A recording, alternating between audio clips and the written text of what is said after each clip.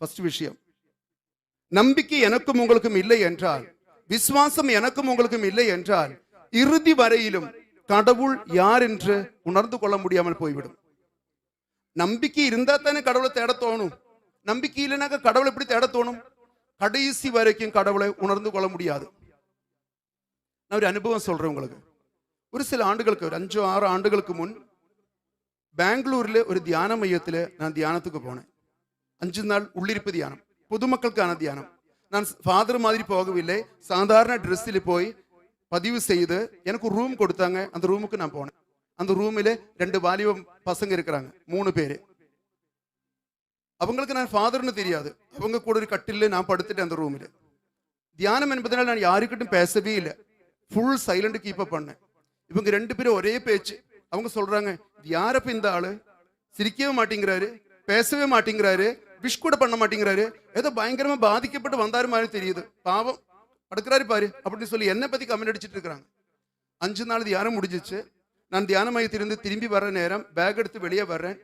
கிட்டத்தட்ட கெயிட்டாண்ட வந்த உடனே ஒரு கூட்டம் கன்னியாஸ்திரிகள், சிஸ்டர்ஸ் உள்ள வந்தாங்க. இந்த சிஸ்டர்ஸ் எல்லாம் என்னுடைய சிஸ்டர்ஸ் தியானம் கலந்து கொண்டவர்கள். என்ன பார்த்த உடனே கொஞ்சம் சிஸ்டர்ஸ் ஓடி வந்து முட்டி போட்டு பிளஸிங் வாங்கினாங்க, கொஞ்சம் சிஸ்டர்ஸ் நின்றுட்டே பிளஸிங் வாங்கினாங்க, சுத்தி நின்று பேசுறாங்க. இந்த 2 வாலிப பசங்கள்ல ஒருத்தன் கொஞ்சம் தூரத்தில் நின்று பார்த்துட்டு இருந்தான். இது சிஸ்டர்ஸ் போன உடனே அந்த பையன் எங்கிட்ட வந்தான். வந்துட்டு கேட்டாங்க, நீங்க பிரதருங்களா அப்படி கேட்டாங்க. நான் சொன்னேன், பிரதர் இல்லைங்க, ஃபாதர் தான். ஃபாதரா? அப்புறம் எங்க ரூமில் வந்து படுத்தீங்க? உங்களுக்கு நல்ல நல்ல ரூம் தனியா இருக்குமே, அங்க போய் படுக்க வேண்டியது தானே.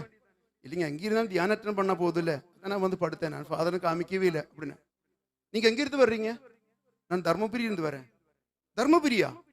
தர்மபுரியில சோகத்தூர் கார்மேல் தியான ஆசிரமம் இருக்குதே, அங்களுக்கு ஸ்டீஃபன் ஃபாதர் தெரியுமா உங்களுக்கு அப்படி கேட்டாங்க. நான் சொன்னேன், எனக்கு தெரியும்னு சொன்னேன். எனக்கும் கூட அப்படி நல்லா தான் தெரியும். அப்படி எல்லா ப்ரோக்ராம் நான் கலந்து கொள்வேன். சென்னையில் உள்ள மாலை பொழுது ப்ரோக்ராம் ரெகுலரா கலந்து கொள்வேன். சேலம் கத்தீட்ரல் பங்கில் கூட அப்படி பூசி நான் கலந்துருக்கிறேன். உங்களுக்கு ஒரு விஷயம் தெரியுமா?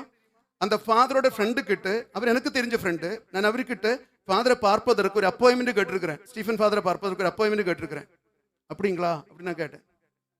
அது இருக்கட்டும், உங்க பேர் என்ன ஃபாதர் அப்படின்னு கேட்டான். நான் சொன்னேன், என்னோட பேர் ஸ்டீஃபன் என்றுதான். அந்த சோகத்தூர் ஸ்டீஃபன் ஃபாதர் நீங்க தானா அப்படி கேட்டாங்க. அப்ப நான் சொன்னேன், ஆமா நான் தான் அப்படி சொன்னேன். ஃபாதர் நீங்களா இங்க கூட இருந்தீங்க 5 நாள் ரூமிலே? தெரியவே இல்லை ஃபாதர், உங்க கூட ஒரு கவுன்சிலிங் வேணும் ஃபாதர், எப்ப பார்க்கல உங்களை அப்படி கேட்டாங்க.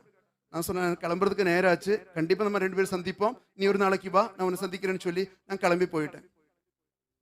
5 நாள் கூட ரூமிலே இருந்தேன், பக்கத்து கட்டில. 5 நாளுக்கு அவனை தெரியல.